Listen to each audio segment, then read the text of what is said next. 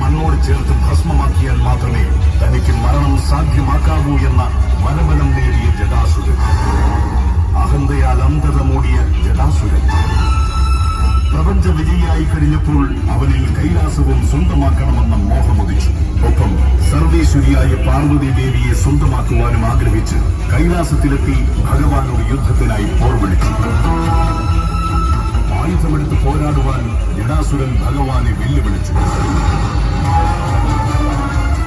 കൈലാസാധിപ, ഈ നിമിഷം മുതൽ നാമാണ് കൈലാസാധിപൻ. ഐശ്വര്യവും ശക്തി ശ്രേണിയുമായ പാർവതിയെ നാം നമ്മുടെ ഇഷ്ടത്തോഴിയായി വാഴിക്കും.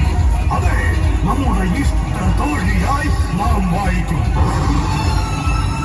വേണമെങ്കിൽ നിനക്കും ജടാസുരന്റെ അടിമയായി കഴിയാം.